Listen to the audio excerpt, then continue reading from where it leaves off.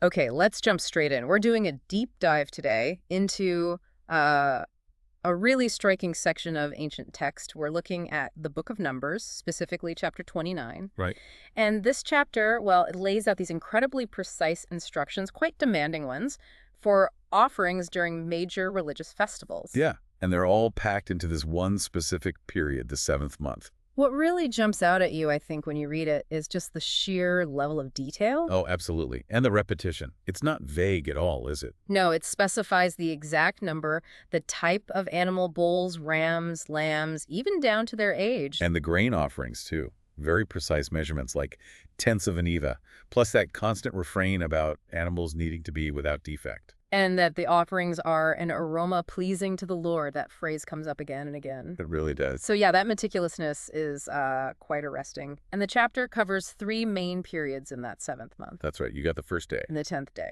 And then this much longer stretch, the 15th through the 22nd days, with really extensive instructions. So our goal here is really to unpack these instructions, see exactly what was commanded. And maybe think about why. What does this intensity, this precision actually tell us? Exactly. It paints such a vivid picture of, well, the demands of worship back then. So where should we start? The first day of the seventh month. Yeah, let's do that. It's designated, the text says, as a sacred assembly. What does that actually mean, practically speaking? Well, it means it's a day set apart. The big thing is no regular work is allowed. Okay. And it's marked by the sounding of trumpets, hence sometimes called the Feast of Trumpets. And the burnt offering, the instructions are pretty specific there, too. Very specific. 1 young bull, 1 ram, and 7 male lambs. All year old? Yep, all a year old. And crucially, like we said, without defect. Okay, and what about the grain offerings that go with these animals? Gets quite detailed here. It really does. For the bull, it's 3/10 of an ephah of fine flour mixed with oil. 3/10. Then 2/10 for the ram. Right. And for each of those 7 lambs, it's 1/10. So not just approximate amounts, they're very precise scaled measurements, depending on the animal. Exactly. And that's not all for that day. Right. There's also a sin offering. Yes. 1 male goat for a sin offering. And the text makes this really clear. All of this is in addition to the regular daily burnt offerings. And the monthly ones too, right? With Yeah. their own grain and drink offerings. Correct. It's like layers being stacked on top of the standard routine. That phrase, in addition, seems really important throughout this whole chapter. It absolutely is. It underlines that these festival requirements weren't, replacing the everyday worship rhythm. They were extra, layered on top. Okay, so that's the first day. Let's move to the 10th day of the 7th month. Another sacred assembly. Yes, another one. And this one is described quite solemnly. The people must deny yourselves. Deny yourselves. What's generally understood by that? It's widely seen as referring to a day of fasting, deep introspection. It's the Day of Atonement. Yom Kippur. Okay. Exactly. Now, the burnt offering here, interestingly, looks familiar. How so? It mirrors the first day.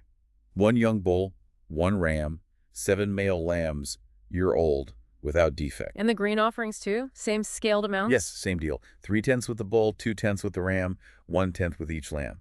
So the main burnt offering itself is the same quantity as day 1, but the feeling, the context is different. Very different. And the sin offering details reflect that. How? Is it still 1 male goat? It is 1 male goat, but listen to how it's described. This sin offering is in addition to the special sin offering for atonement that's prescribed elsewhere for this specific day. Ah, okay. And it's also in addition to the regular daily burnt offering. So multiple sin offerings highlighting the focus on atonement for that day. Precisely. It really underscores that unique, intensified focus on atonement for the Day of Atonement. Okay, that makes sense. So the 1st and 10th days set a kind of pattern, sacred assemblies, specific offerings. But then the text shifts gear, doesn't it, for the big festival starting on the 15th day. Oh, yeah. This is where things really ramp up. The Festival of Tabernacles, or Booths, Sukkot. And it lasts for 7 days. And the 15th day itself, the start of it, is another sacred assembly. No regular work. Correct. Sacred assembly, no regular work, celebrating this festival to the Lord. And the burnt offering specified for this first day, well, it's significant. How significant? 13 young bulls. 13, wow, compared to one of the previous days. Right. 13 bulls plus 2 rams and 14 male lambs. Again, all a year old without defect. That's a huge increase, especially the bulls. And the grain offerings, they scale up with each of those animals. They do.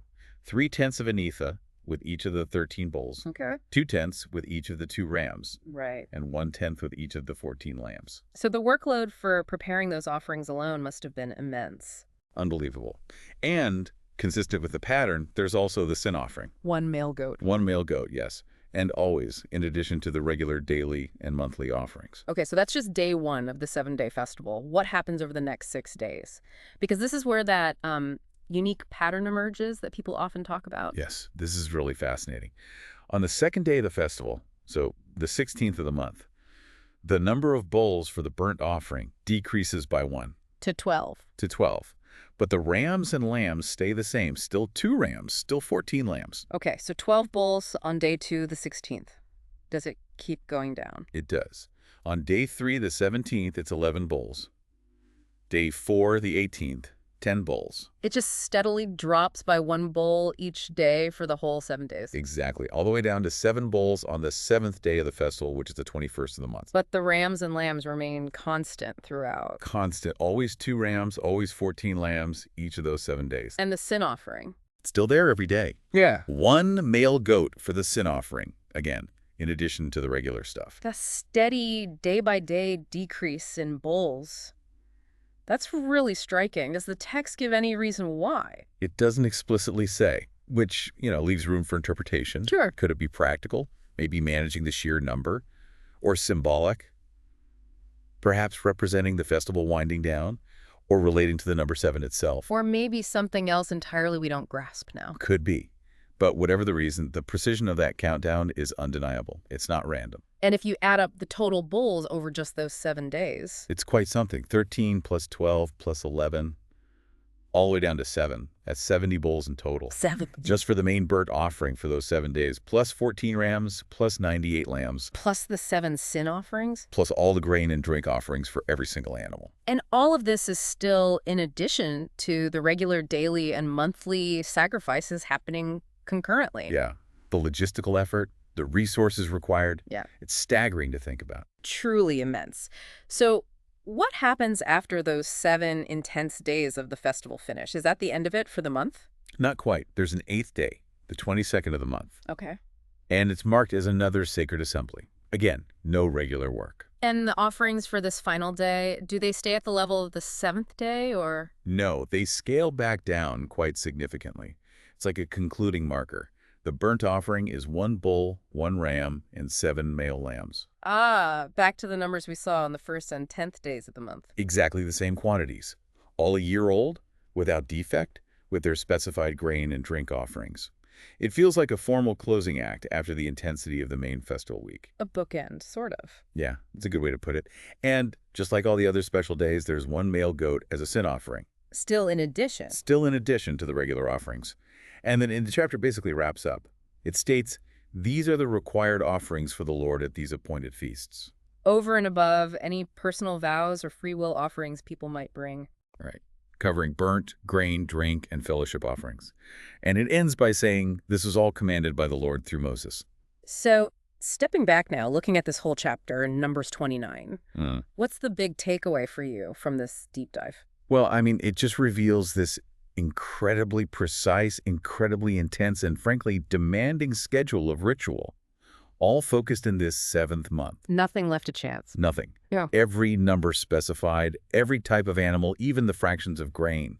It really emphasizes these sacred assemblies, the stopping of regular work. The specific need for atonement offerings. Yes, and that recurring phrase, an aroma pleasing to the Lord, which points to the theological purpose behind it all. The sheer scale and that meticulous precision, it's really something. So when you think about this exhaustive list, what does it tell you about how important these feasts were? Oh, hugely important. This wasn't casual observance. It clearly demanded absolute obedience to the letter of the instruction. And a massive commitment of community resources, right? Both the animals themselves and the human effort. Definitely. The quality mattered without defect, and the quantity mattered immensely. So here's a thought to leave you with, the listener. Consider the sheer volume here, the number of animals, the daily grind of these sacrifices over this whole period, layered on top of everything else. Yeah, the 70 bulls alone during tabernacles, plus everything else. What does this incredible emphasis on, well, quantitative obedience, on prescribed ritual, on this massive allocation of resources, what might that suggest to you about how devotion and the covenant relationship were understood and practiced in that specific historical context? It certainly makes you think about the expected cost and the visible commitment involved in maintaining that relationship with the divine back then. A lot to ponder.